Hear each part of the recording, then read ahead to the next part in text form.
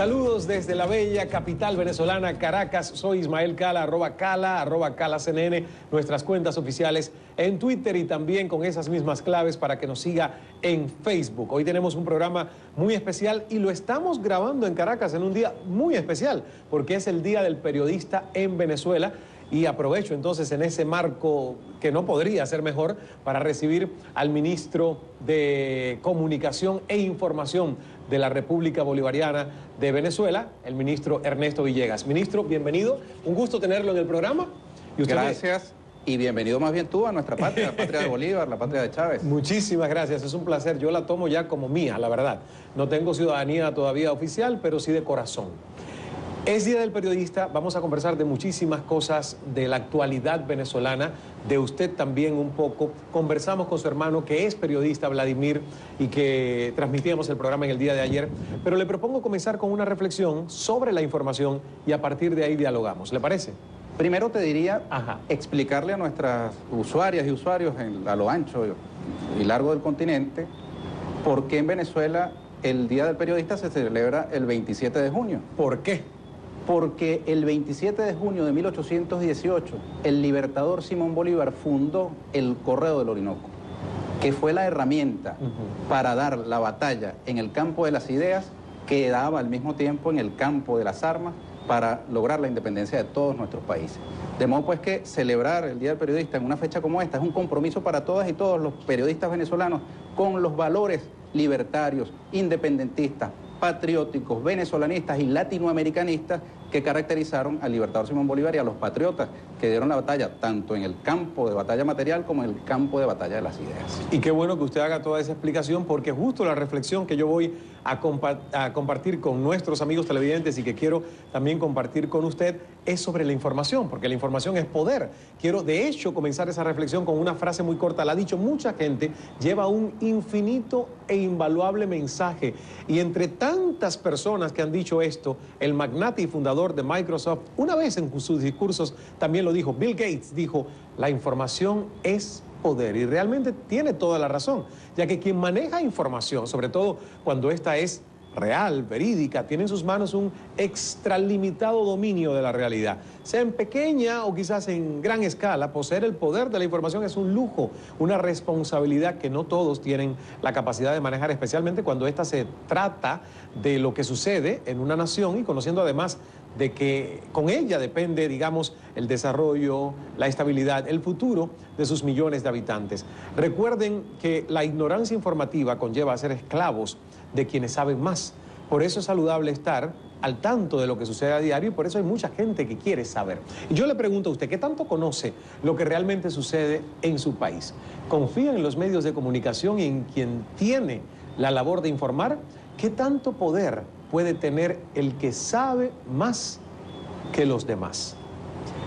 Ministro, es el Día del Periodista y yo le pregunto a usted como periodista, además que me decía que está más acostumbrado a estar del lado del entrevistador que del entrevistado, aunque ya debe estar... Si te descuidas, te entrevista. No, yo le digo ya, le repito que eso no va a pasar, pero he tenido experiencias donde han querido, ¿verdad?, por la tentación de que eso ocurra. Pero no digas que de esa agua no has de beber. Cierto. Hablemos de lo que significa ser periodista en Venezuela en este momento. Y para usted, ¿cuál es el gran reto del periodismo en Venezuela? Mira, primero te quiero decir que en efecto la información es poder y por eso CNN es un poder y por eso en Venezuela tenemos cada vez más conciencia del poder que representan los medios de comunicación, las empresas dedicadas a la explotación del negocio de la comunicación que tienen intereses políticos, económicos específicos, muy claros, cada vez más claros.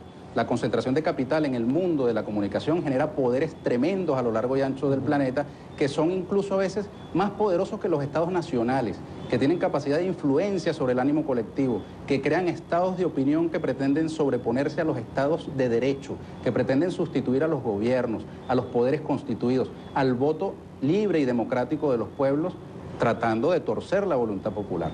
Por eso en Venezuela hay cada vez mayor conciencia del papel de los medios, hay una lectura crítica del contenido de los medios. Nosotros tenemos una posición desde el gobierno bolivariano respecto del canal para el cual tú trabajas, CNN en español, que tienen una posición abiertamente hostil al gobierno bolivariano, al gobierno venezolano. Ustedes venezolano. piensan y han dicho en reiteradas ocasiones. Claramente. Y nosotros, ante esa hostilidad, lo que hacemos es denunciarla, dar la cara, exponer nuestros argumentos y abrirles las puertas, además. Yo te hago ver la hospitalidad del pueblo venezolano con el equipo que tú has traído hasta acá.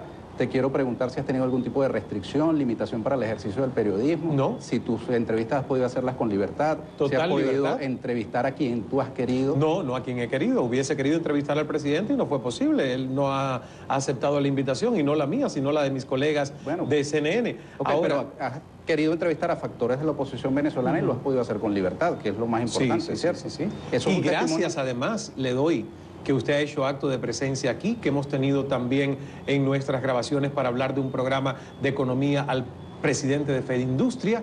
O sea que ha habido en este viaje una cooperación por parte del gobierno de poder nosotros hacer nuestro trabajo, porque es muy fácil, digamos, decir que nosotros tenemos una posición hostil, cuando con el ejercicio del periodismo y nosotros constantemente mandamos cartas de invitación a muchos gobiernos, no estoy hablando únicamente del gobierno de Venezuela, y muchas veces no nos contestan. Tengo entendido que incluso se te expidió una visa de cortesía para entrar al país, de modo pues que nosotros hemos actuado de cortesía, entiendo. La Cancillería me ha informado que es una visa de cortesía que no se le expide a todo el mundo, y es que la posición venezolana es de abierta hospitalidad. Aquí se ejerce el periodismo con una amplitud tremenda. Entran señales desde el exterior con contenidos terribles sobre Venezuela y están en los hogares venezolanos recibiendo mensajes contra el gobierno desde televisoras extranjeras. Y ustedes, periodistas que no nacieron en esta patria, igual son recibidos con respeto y con cariño por nuestro pueblo. Y yo te quiero decir que en efecto es una posición hostil la que tiene CNN, particularmente CNN en español. Que tiene una Mira, la hostilidad hostil que se refleja en la parcialidad manifiesta de muchos de las personas que tienen programas, que conducen programas en CNN en español, sus comentarios, la manera como manipulan la información. El propio presidente Chávez, que fue vapuleado por este y muchísimos otros canales, tanto internacionales como nacionales, se quejaba en el año 98, 99, cuando él era entrevistado en CNN y simultáneamente colocaban imágenes de violencia que distorsionaban el sentido de sus propias palabras.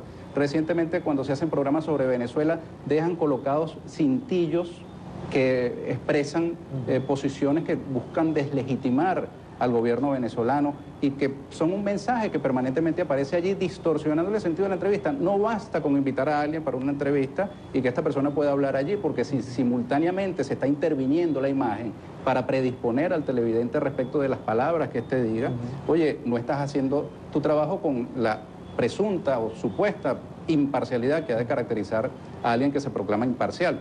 Por eso nosotros detectamos en las coberturas de CNN en español y de muchos otros canales, no voy a hacer aquí una lista interminable, una posición prejuiciada, que no es solo contra Venezuela, también lo es contra el gobierno del presidente Rafael Correa en Ecuador, contra el gobierno del presidente Evo Morales en Bolivia. En fin, hay una cantidad de gobiernos que tienen unas banderas ideológicas, políticas, progresistas, nacionalistas, revolucionarias, que proclaman la posibilidad del socialismo en el siglo XXI, que no son del agrado, que no son de la satisfacción de quienes controlan los medios de comunicación transnacionales, y contra esos gobiernos desde estas pantallas se despliegan las más aviesas campañas terribles, que sacrifican la verdad, que sacrifican el derecho de nuestros pueblos a entender lo que está sucediendo. Fíjate que para muchos en el mundo, Ismael, fue una sorpresa que el día que el presidente Chávez lamentablemente se nos fue físicamente y fue trasladado hacia la Academia Militar, desde el Hospital Militar, oye, un tsunami humano salió a las calles de Caracas, no sé si tú pudiste verlo, un tsunami de personas espontáneamente salió a despedir al comandante Chávez, un río, un océano de personas. Y mucha gente en el continente, porque me lo han comentado así, de verdad creían que los seguidores del presidente Chávez eran seguidores clientelares, es decir, gente que se movilizaba por una paga o que se movilizaba por un interés avieso, un interés subalterno. Y al ver esa demostración de amor, de cariño por un líder, caramba, comenzaron a ver con otros ojos, a preguntarse cómo era que ese líder que fue caricaturizado, ridiculizado, logró ese amor, ese afecto popular. Eso es un documento histórico que es importante sobre el cual reflexionemos, porque muchos medios no quieren ver lo que está pasando en América Latina. En América Latina hay una serie de gobiernos, de producto de la voluntad popular, de pueblos que han sido sometidos a la dominación, a la explotación, a las más deleznables formas de exclusión de las mayorías nacionales y que han logrado tomar el poder político por la vía democrática. Y entonces son tratados como si fuesen dictaduras, al mismo tiempo que se cohonestan dictaduras terribles, como lo que ha ocurrido en otros países latinoamericanos, donde se han producido golpes de Estado, el propio golpe de Estado que hubo acá en Venezuela, que fue validado, legitimado, alcahueteado, promovido desde los medios de comunicación social. Esa es una verdad histórica que nos agarra, nos consigue a nosotros, los periodistas, en una posición muy comprometida. Claro. Porque podemos tener nuestro corazoncito, como decimos en Venezuela, sí, pero de lo que nosotros hacemos se desprenden consecuencias. Por eso tú estás aquí, Ismael, y ojalá tengas la más amplia libertad para entrevistar a quien a ti se te ocurra. No te puedo comprometer la agenda del presidente Maduro, pero puedes hablar con todos los sectores de la oposición venezolana, que digan todo lo que habitualmente dicen en los medios de Venezuela y en los medios internacionales. Ejercen con una amplitud que ya quisieran las grandes mayorías excluidas de nuestra América Latina, de la libertad de expresión. Ojalá aquellos que no tienen voz tuvieran la cuarta parte, la 10ª parte de lo que tienen estos señores que capitanean la derecha venezolana para expresar todos sus pareceres. Ministro, yo le agradezco mucho y le he escuchado con mucha atención, pero yo le quiero hacer 2 puntitos. Uno, que yo no estoy de acuerdo porque trabajo para CNN en español con lo que usted me está diciendo, porque yo ejerzo un trabajo que me parece ético y responsable y hablo por todos los de mi equipo de producción de este programa y por la cadena para la que trabajo, pero le escucho con atención. O sea, ¿tú crees que Oppenheimer hace exactamente eso? No, yo no tengo que hablar por Oppenheimer. ¿Y el yo señor estoy hablando, Fernando del Rincón también hace lo mismo? Yo estoy hablando por lo que mi experiencia personal en años de trabajar con CNN en español me dicta, y ahora en casi 3 años de trabajar tratando siempre que vamos a tratar no el tema de Venezuela, el tema de Argentina, el tema de Ecuador, ¿verdad?, de tener el balance editorial. Ya obviemos objetividad, que es una palabra con la que yo no tengo un matrimonio demasiado feliz, porque todo pasa por la subjetividad de un ser humano. Estamos de acuerdo. Hablemos de balance, de equilibrio, de fuentes, de aristas. Se nos hace totalmente imposible a veces lograr esa voz gubernamental. Qué bueno que ustedes estén teniendo esta apertura. Yo le escuché, le pido que dialoguemos, claro, ¿cómo porque no? una cosa sí le tengo que decir, si usted necesita hablar, llama a Cadena Nacional, pero Cala hoy no es Cadena Nacional del Ministerio de Información y Comunicación venezolano. Por lo tanto, yo le pido que hablemos, que dialoguemos. Hacer una declaratoria fraterna. Dígame. La facultad de llamar a Cadena Nacional no es del ministro de Comunicación en Venezuela, es del presidente de la República. Cada cadena que se convoca en Venezuela es del presidente. De modo que aquí estamos en igualdad de condiciones. Usted es el representante de. Pero bueno, del así como tú no eres el dueño de CNN, ¿verdad? Tú no eres el dueño. No, por supuesto. ¿verdad? Yo tampoco soy el presidente. Y entonces aquí tú y yo estamos en exactamente igualdad de condiciones para que tú preguntes, yo respondo. Yo, si puedo, te pregunto y tú respondes. Bueno, si usted me pregunta, pero la idea es que me pueda responder. Hablando del periodismo y pasando, por ejemplo, a situaciones que todo el mundo se pregunta en Venezuela y que yo quiero que hablemos de cosas concretas. Por ejemplo, todo el mundo, cuando digo todo el mundo, sí, a lo mejor es muy absoluto, pero mucha gente se pregunta. Tema de la libertad de expresión y usted me responde. Yo le digo, el cambio de mando de Globovisión dentro del país ha causado, pues, preocupación, porque mucha gente decía que justamente Globovisión era crítico, abiertamente opositor, algunos lo consideraban, pero que efectivamente era una voz que podía, digamos, o fiscalizar o por lo menos poner otra historia desde el punto de vista no gubernamental. Ahora que ya esa voz es diferente, cambió, ¿cuál es el propósito del gobierno con la prensa en Venezuela? Porque yo quiero leerle algo que tengo acá, por ejemplo, y que dice, y esto lo manifestó el presidente Nicolás Maduro, y cito textualmente: llamo a los medios de comunicación a la sensatez, a Venevisión, a Televen, a todos los medios, definan con quién están, con la patria o van a volver a estar con el fascismo. Ok, me has hecho varios comentarios y finalizaste con una pregunta. Sobre Globovisión, mira, ¿tú pudiste ver Globovisión el día de hoy? No, o ayer, no. no lo has podido ver. Yo te invito a que veas Globovisión. Desde allí se continúan lanzando misiles continuos contra el gobierno y la revolución bolivariana.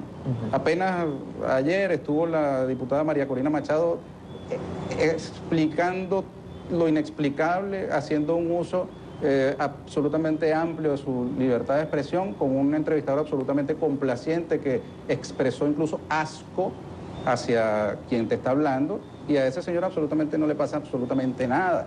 Es un señor que tiene además una trayectoria que da asco con su papel en la Guerra Sucia de El Salvador, donde hubo muertos a granel gracias a escuadrones paramilitares durante la época de la confrontación armada, gracias a Dios superada en la hermana República de El Salvador.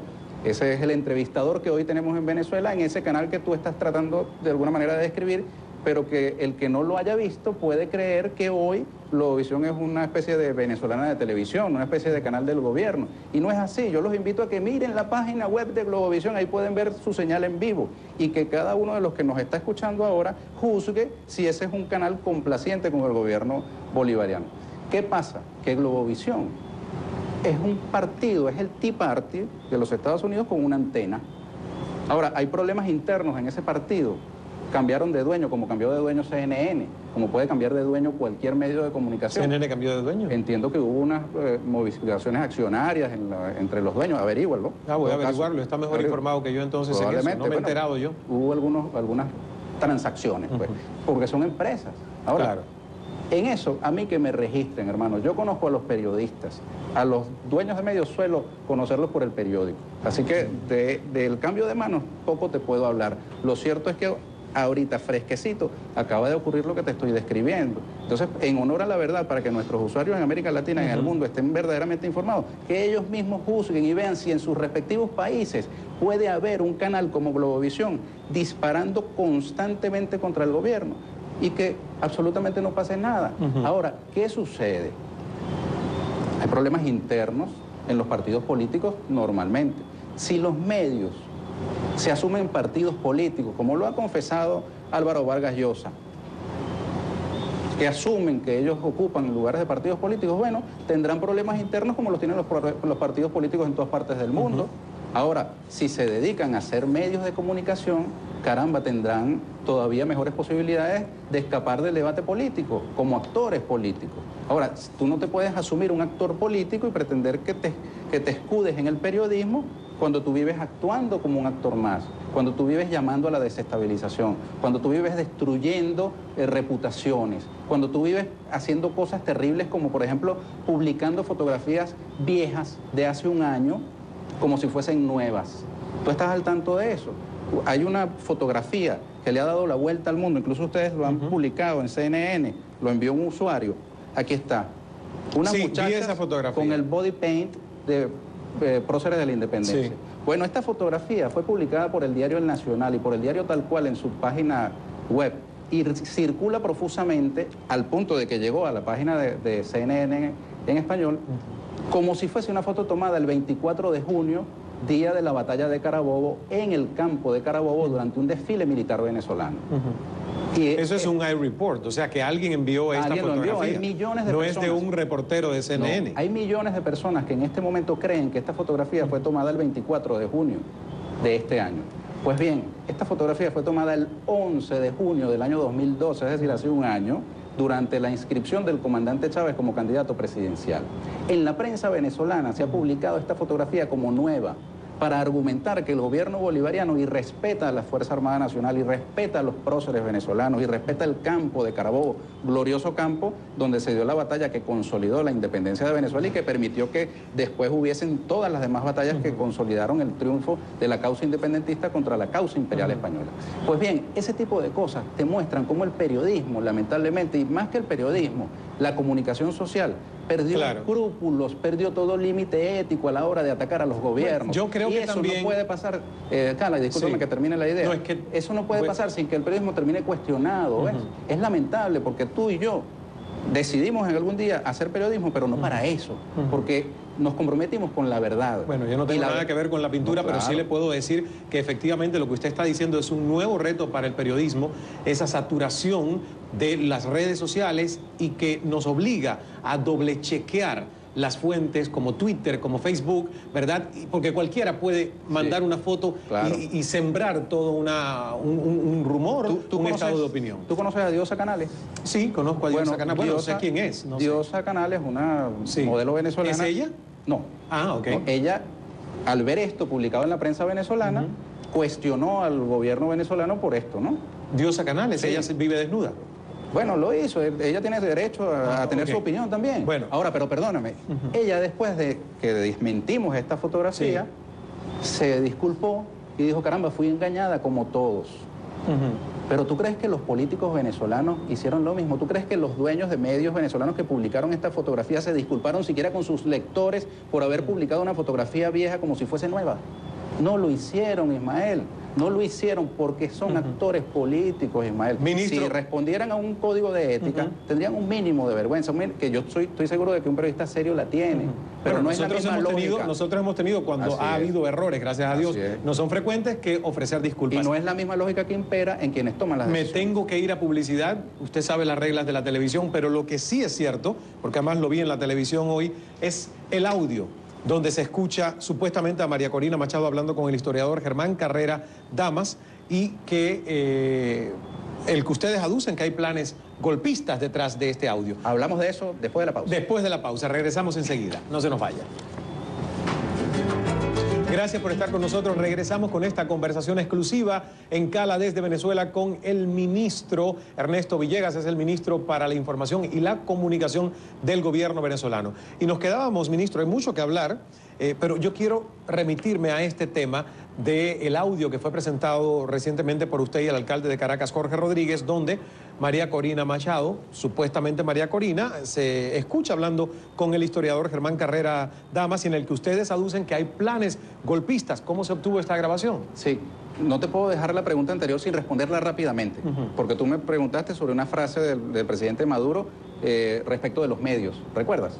Sí. Entonces yo creí que me había respondido. No, no respondí eso. No se puede descontextualizar esa expresión del presidente Maduro, porque eso ocurrió justo cuando el conglomerado de la derecha venezolana estaba desconociendo el resultado electoral y llamando a la gente a las calles a desconocer al gobierno recién electo.